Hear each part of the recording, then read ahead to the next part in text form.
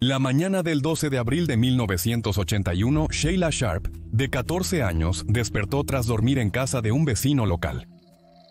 Desayunó, charló con sus vecinos y luego, alrededor de las 7 de la mañana, decidió regresar a casa y unirse a su familia en la cabaña número 28. Caminó por el corto camino hasta su casa, giró la manija y abrió la puerta esperando ser recibida por su madre, hermana, hermanos y un amigo local que se quedó a pasar la noche. En cambio, se encontró con una escena de asesinato espantosa, violenta y frenética. Descubrió los cadáveres brutalmente torturados de su madre, hermano y su amigo esparcidos por la sala manchada de sangre, y no había rastro de su hermana menor.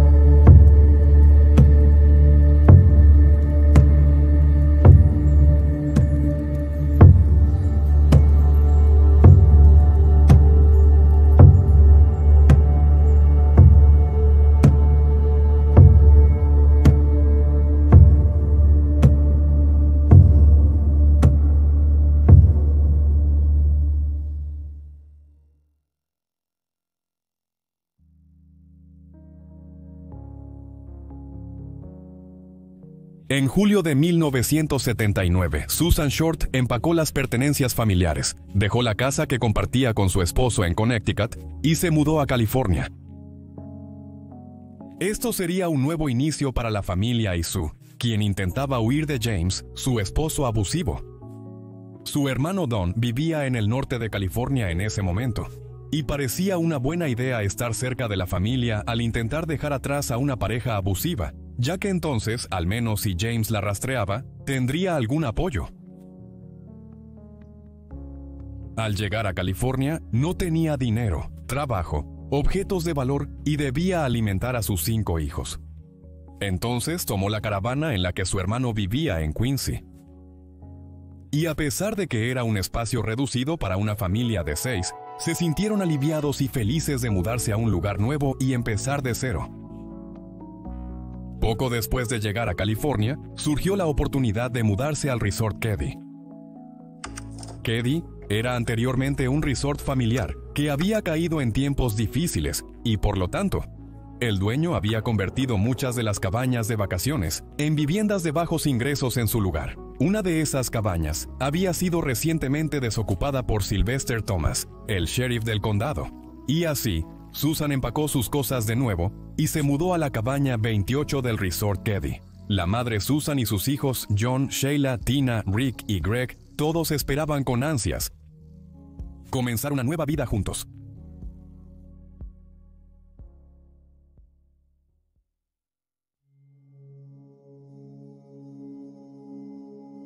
La mañana del 11 de abril, Susan viajó con Sheila y Greg para recoger a Rick, quien hacía pruebas para el equipo de béisbol en el campo Gansner en Quincy.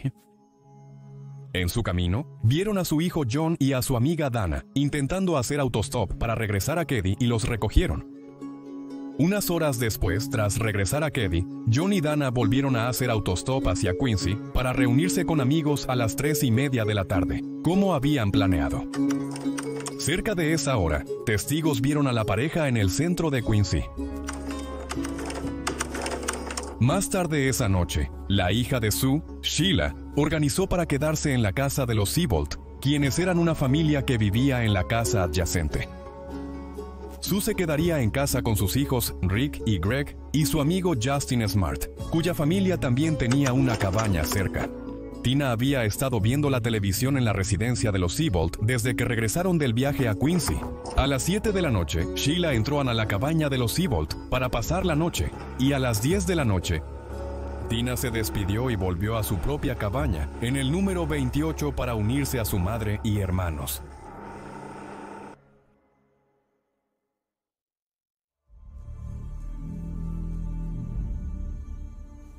Cuando abrió la puerta de su cabaña, se encontró inmediatamente con las horribles y brutales muertes de su madre, John y su amigo Dana. El suelo y las paredes estaban cubiertos de manchas de sangre, y había marcas aleatorias de cuchillo en las paredes. Las 3 víctimas habían sido atadas con cinta eléctrica y cables eléctricos. Sua estaba acostada de lado cerca del sofá en la sala de estar. Estaba desnuda de la cintura para abajo y había sido amordazada con un pañuelo azul y su propia ropa interior, que había sido fijada en su lugar con cinta eléctrica. A pesar de estar desnuda de la cintura para abajo, la autopsia no reveló signos de trauma sexual forzado. Había sido apuñalada en el pecho y luego horizontalmente en el cuello, atravesando su laringe y rozando ligeramente su columna cervical. También presentaba moretones y marcas de los golpes con la culata de un rifle de aire. John fue encontrado cerca de allí. Tenía la garganta cortada y sufrió golpes contundentes con un martillo. Dana tenía recibido golpes repetidos en la cabeza con un martillo y luego fue estrangulado manualmente hasta que se asfixió. En el suelo yacía un martillo ensangrentado y un cuchillo de carne que había sido clavado en la víctima con tanta fuerza que se había doblado en un ángulo de 30 grados. Cuando el horror inmediato disminuyó, Sheila corrió de nuevo a la residencia Siebold para pedir ayuda. Jamie, el hijo mayor de los Siebold, volvió a la cabaña con Sheila, donde miró por las ventanas del dormitorio y asombrosamente vio que los 3 niños pequeños aún estaban en la cama durmiendo. Golpeó fuertemente en la ventana y los despertó, y les hizo señas para que salieran por la ventana para que no vieran la espantosa escena del crimen en la sala de estar. Luego se contactó a la policía y comenzaron su investigación.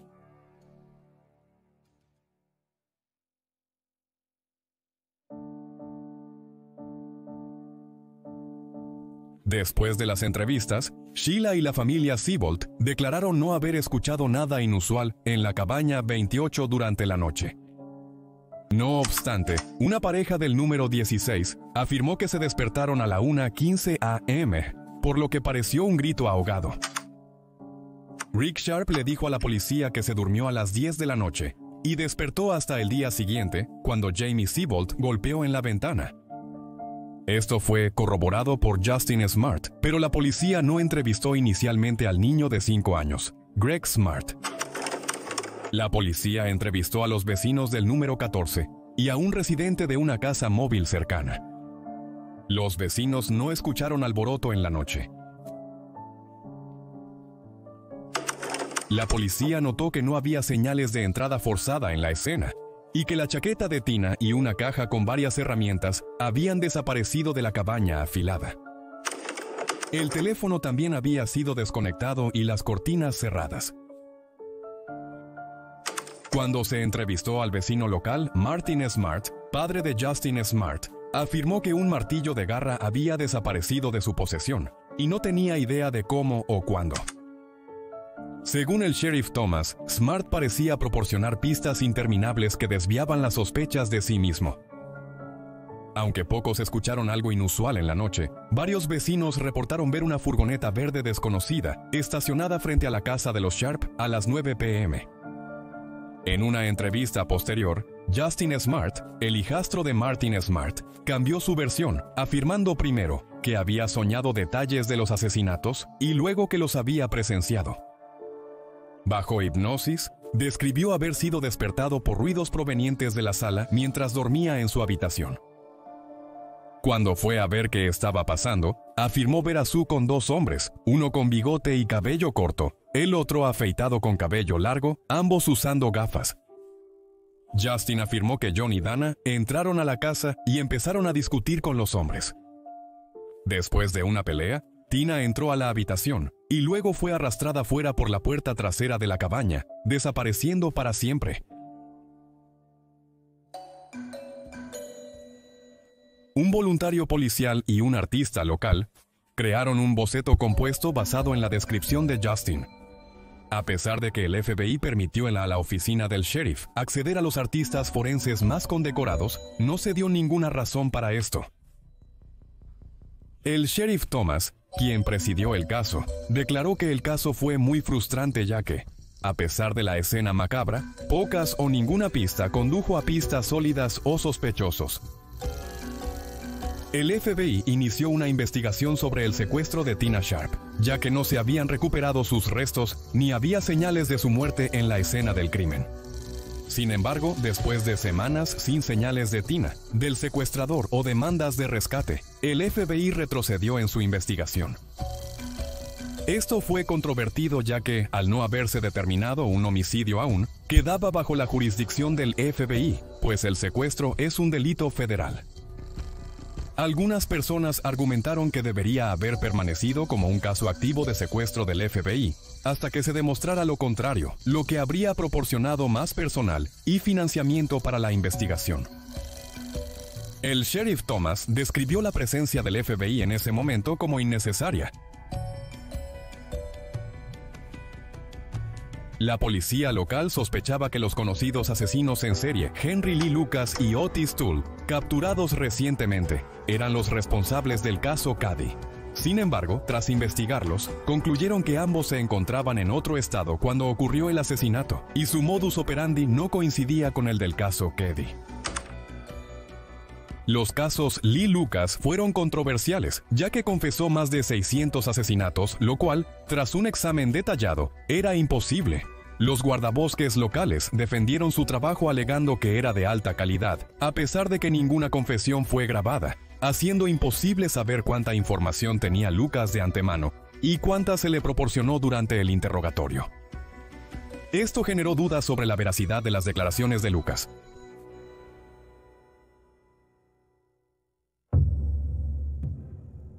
Un hombre que recolectaba tapas de botellas en Feather Falls, condado de Butte, a 100 millas de Keddie, descubrió un pedazo de cráneo humano y un pedazo de hueso mandibular.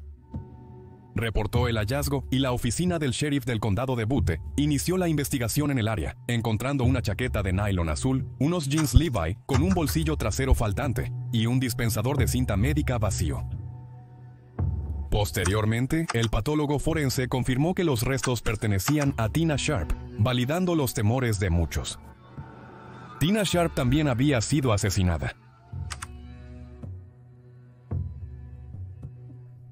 El principal sospechoso inicial fue Martin Smart, esposo de Marilyn y padrastro de Justin, quien levantó sospechas al revelar que un martillo de garra en su posesión había desaparecido, a pesar de que los detalles de las armas homicidas no eran públicos en ese momento.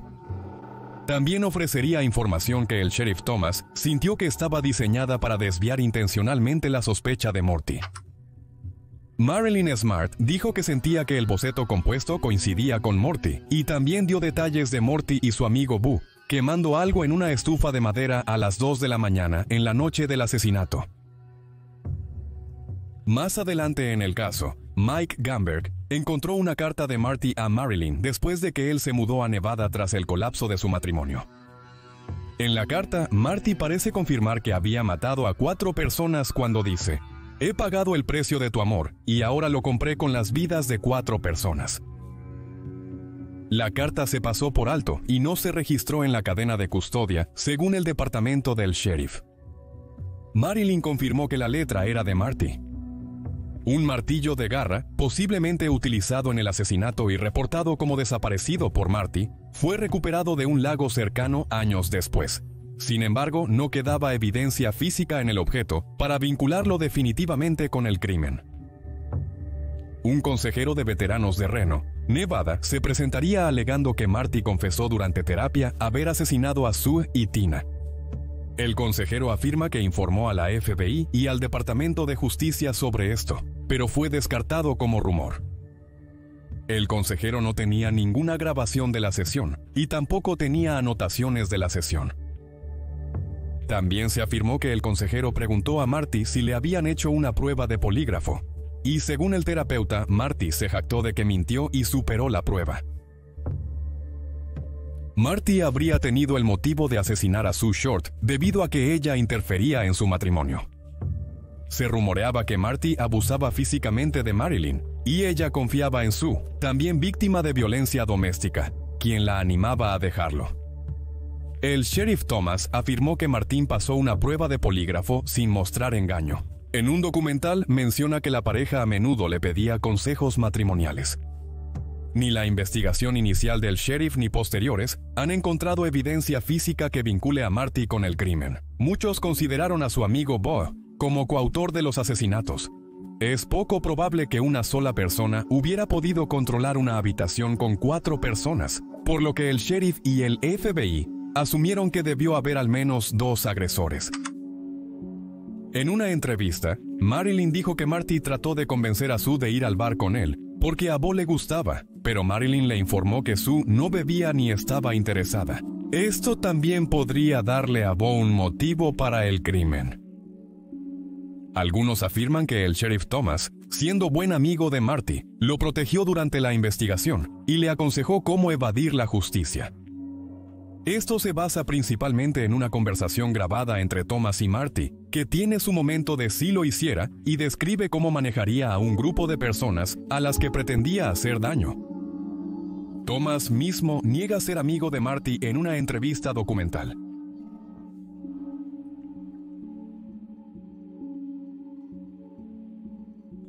Se alegaba que Bo tenía vínculos con pandillas en Chicago y posiblemente era un ex miembro de la mafia de Chicago, lo cual, si eso es cierto, puede demostrar su disposición a participar en actos violentos. También había una teoría de que Bo era un informante del FBI sobre la mafia de Chicago y estaba protegido por el Departamento de Justicia para mantener esa línea de información sobre la mafia.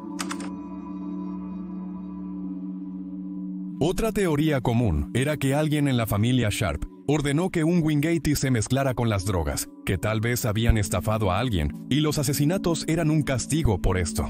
Carla McMullen, una residente local, informó a los detectives que Dana había robado una cantidad no especificada de dietilamida de ácido lisérgico a narcotraficantes, pero no pudo respaldar su afirmación con pruebas o testigos. Se ha sugerido que el ataque, secuestro y asesinato de Tina fueron parte de un plan de acondicionamiento por un depredador. Un informe indica que el agente del FBI John Douglas creía que Tina pudo haber estado involucrada en los asesinatos y que el acondicionador la mató para protegerse. Se rumorea que un maestro condenado por delitos sexuales acondicionó a Tina y la convenció de ayudar a asesinar a su familia para huir juntos. Sin embargo, no hay detalles sólidos sobre esto, y parece exagerado que una niña de 12 años orquestaría el asesinato de 4 personas para proteger a su acondicionador, quien luego la mataría de todos modos. En el sitio web Keddy28.com, el administrador DMACC ha sostenido durante mucho tiempo la teoría de que Sheila misma fue la asesina o una de las asesinas. En publicaciones largas en el sitio, describe cómo Sheila detesta a su madre debido a sus deficientes habilidades de crianza y supuesta promiscuidad. La teoría habla de cómo, debido a estas cosas, Sheila Sharp quería a su madre Susan muerta. La teoría nace de leves discrepancias en los informes policiales sobre una bombilla y rumores acerca de la familia Sharp. La teoría sugiere que los asesinos y la oficina del sheriff del condado de Plumas conspiraron para encubrir el asesinato.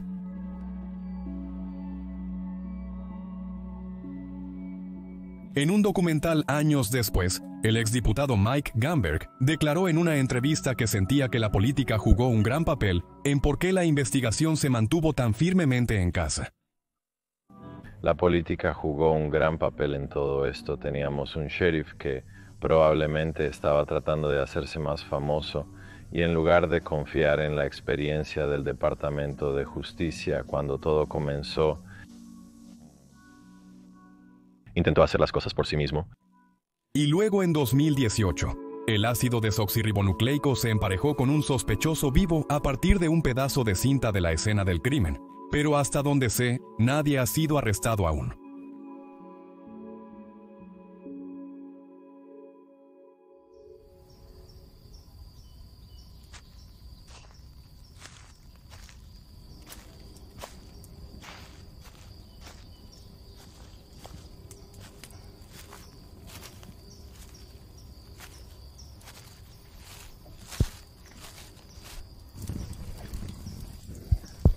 Hola, esta es la sección del video donde te doy mis pensamientos y opiniones basados en la evidencia que he visto.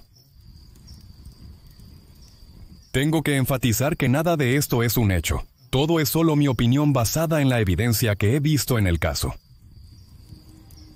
Entonces comencemos. Aunque parece una historia convincente decir que el marido abusivo de una amiga eliminó a alguien que estaba persuadiendo a su esposa para que lo dejara, no parece haber mucha evidencia que respalde esta teoría. Para empezar, la escena del crimen fue extremadamente sangrienta, con sangre en las paredes, en el techo, y marcas de cuchillo por todas partes. Es difícil imaginar a un analista profesional de escenas de crimen saliendo de la escena, sin alguna evidencia en su ropa, su cabello o su piel. Por lo que para un hombre como Marty, que también se informó que se le vio borracho esa noche, poder asesinar brutalmente a 4 personas y no dejar una sola pieza de evidencia de sí mismo, o llevar ninguna evidencia en sí mismo, parece poco probable. También encuentro que las pruebas que la gente presenta contra él son muy circunstanciales. La idea de que era amigo del sheriff Thomas parece estar basada completamente en una conversación telefónica entre él y el sheriff, en la que no hay señales de que fueran amigos. La conversación en sí es Marty hablando de cómo podrías controlar a varias personas al robarles, y habla de cómo necesitarías una pistola o más de una persona para controlar a 4 víctimas. Algo que realmente es solo sentido común, y no una mente maestra criminal. Y también está la teoría popular entre todos los investigadores. Las pruebas más incriminatorias contra Marty son el consejero y este último. Así que comenzaremos con el consejero. Es muy incriminatorio cuando un consejero afirma que él admitió en terapia haber asesinado a los 2 chicos, tal vez bajo una creencia errónea de que el terapeuta no podría decirle a nadie debido a la confidencialidad médico-paciente. Sin embargo, noticia para todos, el terapeuta, psicólogo o médico tiene total permiso para hablar con la policía y denunciar un delito si saben que creen que estás involucrado en un acto criminal grave. Pero este terapeuta no tenía notas ni grabaciones de las sesiones, y sería solo su testimonio para respaldar esto, sin ninguna evidencia corroborante en absoluto, por lo que el Departamento de Justicia y la oficina del sheriff lo consideraron como rumor porque técnicamente lo es si no hay evidencia para apoyarlo. Es solo la opinión de alguien, por lo que es un rumor. Esto dejaría demasiado margen para la duda razonable en la corte, y no sería suficiente para condenar a Marty. Así que incluso si lo que dijo el terapeuta era cierto, no sería suficiente para que la policía o los fiscales persiguieran a Marty de todos modos. En segundo lugar está la carta. Aunque me parece bastante probable que Sue le estuviera dando consejos a Marilyn sobre cómo dejar a Marty, dado que eran vecinas, y Sue había escapado hace poco de una situación similar. La carta en sí se malinterpreta con mucha frecuencia, y creo que sé por qué. A menudo verás o escucharás a la gente referirse al comentario al final de la carta, en el que Marty dice que pagó el precio del amor de Marilyn con la vida de 4 personas, lo cual suena bastante incriminatorio, hasta que lees las 3 cartas completas. Sí, en realidad hay 3 cartas, todas para Marty, rogándole a Marilyn que vuelva con él. Hace referencia varias veces a cuánto ama a sus hijos y a ella, y que no ve el mismo amor de ella hacia sus hijos. Marty tiene 4 hijos, a los que ya no ve porque afirma que sacrificó tiempo con ellos, porque a Marilyn no le gustaban. De hecho, en la misma carta en la que hace la declaración incriminatoria, la carta comienza hablando de sus 4 hijos y que los sacrificó por ella. Así que está bastante claro que las 4 vidas a las que se refiere al final de la carta no son las víctimas del asesinato, son sus hijos. Entonces, ¿por qué nadie más menciona esto? Ni siquiera los informes de noticias. Creo que la razón es que todos basaban sus opiniones en esta única foto. Esta, que solo muestra la parte inferior de la carta. Sentí curiosidad por la carta completa, así que busqué y encontré las 3, y las leí. Si otra persona hubiera hecho lo mismo, no habría concluido que Marty confesaba un asesinato, ya que el contexto y lenguaje de las cartas dejan claro que habla de sus hijos, no de víctimas de asesinato. Algunas personas dicen que las autoridades conspiran para encubrir todo el asunto, Pero ¿cuál sería su motivo para encubrir un cuádruple homicidio en un pequeño pueblo que no tiene relevancia ni significado para nadie ni para nada? Además, quienes afirman esto deben tener una gran fe en la capacidad del gobierno de Estados Unidos para ser un operador astuto. Pero en mi opinión, no los encuentro muy eficientes en varias tareas. Por lo tanto, considero improbable que tantos agentes y agencias logren encubrir algo por un periodo largo, sin que se filtre alguna evidencia. Aunque los informantes han sido una herramienta clave en el arsenal del FBI, desde su creación, realmente existen reglas muy estrictas sobre cómo se les permite operar a los informantes y qué acciones se les permite tomar o no tomar. Contrario a lo que la televisión y el cine nos muestran, los informantes y agentes encubiertos no tienen carta blanca permanente para hacer lo que quieran. Se les permite participar en actividades criminales si sirve a una investigación, pero cada delito debe ser aprobado por el fiscal general y reportado al director del FBI. Si el delito que se está cometiendo conlleva un grave riesgo de violencia, se requiere que el agente especial a cargo informe personalmente al fiscal general para autorizar una actividad criminal extraordinaria. Los agentes del FBI carecen de autoridad para ofrecer inmunidad. Para que se otorgue la inmunidad, el agente necesita informar tanto al director del FBI como al fiscal, y sería el fiscal quien otorgaría la inmunidad. En caso de que pienses que el FBI simplemente, ya sabes, enterraría cualquier evidencia de que encubrieron cosas para proteger su imagen o reputación, hay un ejemplo de caso muy famoso de John Connolly Jr., un agente del FBI, que era el manejador del gángster de Boston James Whitey Bulger, quien también era un informante del FBI, y la inspiración para la película The Deportative. Connolly no siguió ninguna de estas reglas y posteriormente fue condenado a 10 años en una prisión federal, y a James Bulger tampoco se le otorgó inmunidad, siendo también condenado por los delitos cometidos mientras era un informante del FBI. Así que aunque no es imposible que Bo fuera un informante del FBI, es extremadamente improbable que se le permitiera asesinar brutalmente y sin motivo a 4 personas inocentes sin repercusiones por sus acciones, e incluso menos probable que todo esto permaneciera oculto durante 40 años. A pesar de numerosas investigaciones sobre ambos hombres realizadas por el antiguo sheriff, el nuevo sheriff y el FBI, nunca se recopiló evidencia sólida contra ellos.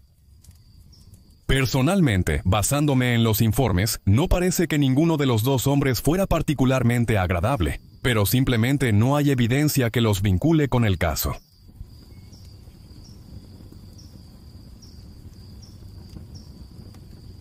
El condado, como gran parte de California, tiene una extensa historia de problemas con diversas drogas en la zona.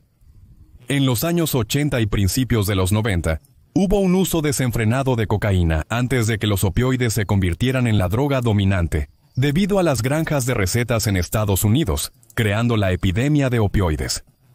Luego, a principios de los 2000, la metanfetamina se volvió dominante, ya que se aprendieron métodos de fabricación más simples, permitiendo producirla donde se vendía, reduciendo riesgos de transporte transfronterizo para los narcotraficantes. La Interestatal 5, que va desde la frontera de San Diego con México hasta la frontera canadiense en Vancouver, es conocida por ser un importante corredor de tráfico de drogas y corre paralela a Keddie, aproximadamente a 100 millas de distancia, 110 millas en total. Sin embargo, no pude encontrar nada relacionado específicamente con el tráfico de dietilamida de ácido lisérgico en esta área durante los asesinatos. De hecho, yo no pude encontrar nada que mencionara un importante tráfico de drogas en el área de Keddie en el momento de los asesinatos. Ningún investigador recuperó drogas o parafernalia relacionada durante la investigación. Contacté a la oficina del sheriff del condado de Plumas para obtener los informes de toxicología para el caso, pero no respondieron antes de la producción, por lo que no pude incluirlos en el video.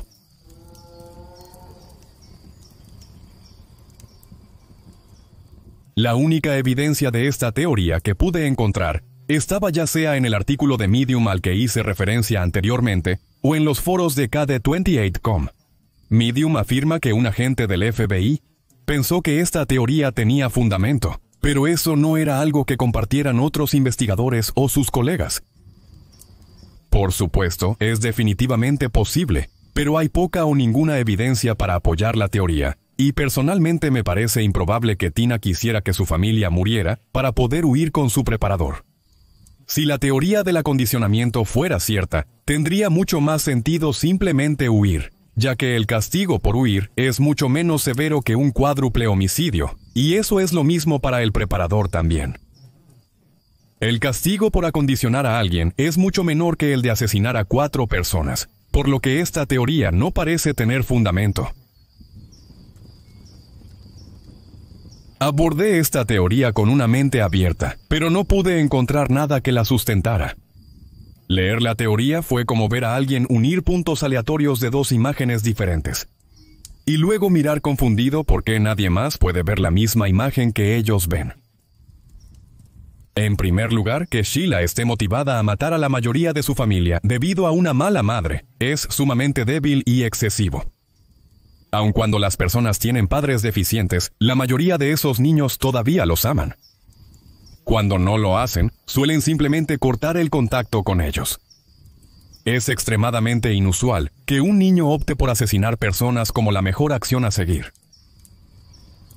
Ahora, una de las razones más comunes citadas para esta teoría de que Sheila lo hizo es para hacerse famosa y tener una gran publicidad y atención, y ya sabes, recompensas financieras por aparecer en programas de entrevistas o acuerdos de libros, etc. Esto de nuevo parece muy poco probable, pero incluso si lo consideramos por un momento, no tiene sentido, porque ella no podría saber que iba a obtener todas esas recompensas hasta después de que asesinara a todos, y eso parece un riesgo realmente grande que tomar solo por la fama. Eso también ignora que tendría que salir impune también.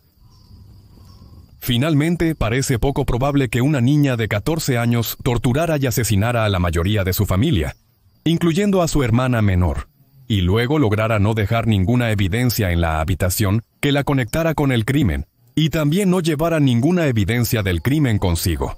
Y para aquellos que piensan que fue una conspiración policial para ocultar el crimen, ¿por qué no tendrían ningún motivo para ocultarlo y ayudarla a salir impune? Si acaso, ellos tienen un motivo para atraparla, ya que eso los haría verse geniales. Me gustaría agregar rápidamente algo aquí, porque sé que algunas personas del sitio web Caddy28 van a ver este video y probablemente van a estar enojadas porque no entretuve las teorías allí por más tiempo.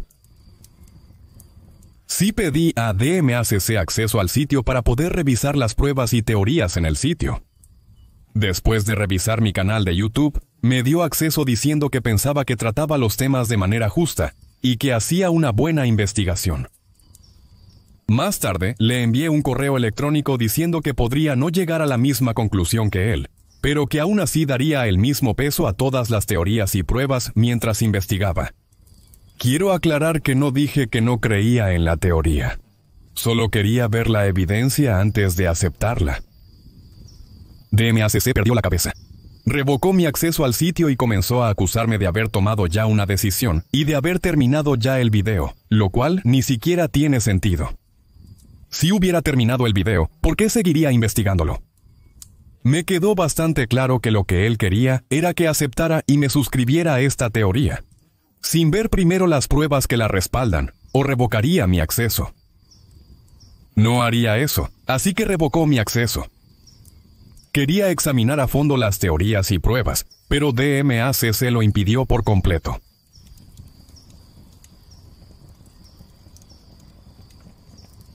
Esto fue un caso difícil de investigar, porque es muy desordenado.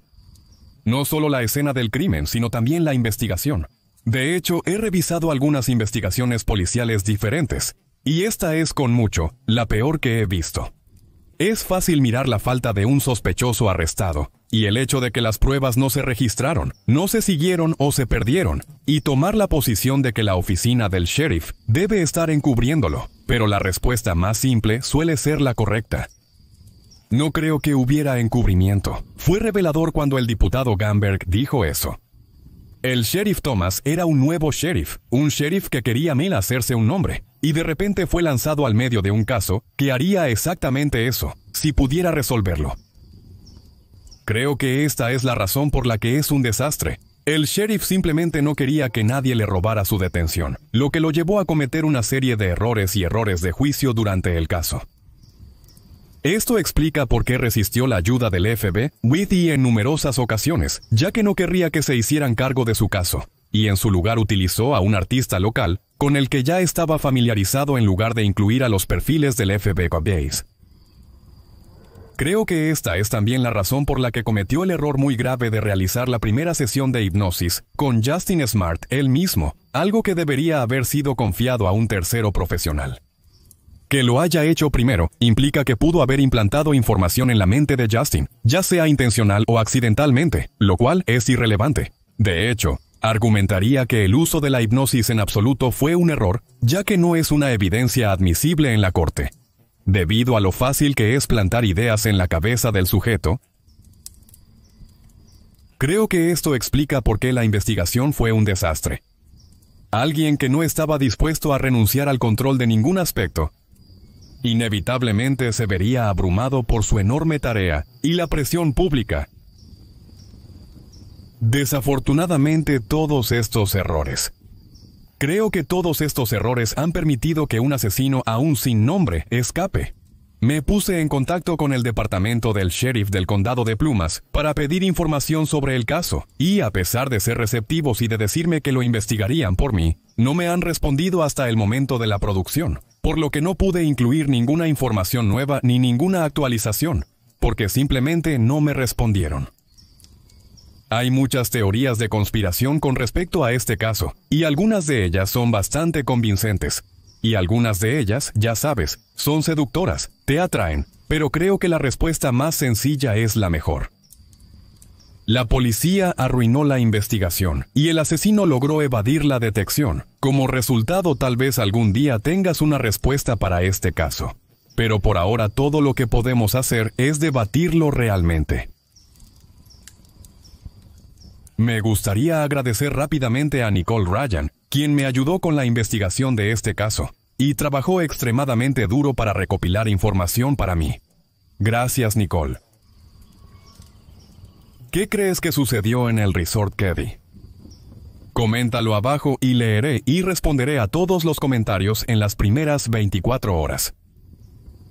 Gracias por ver y te atraparé en el próximo video.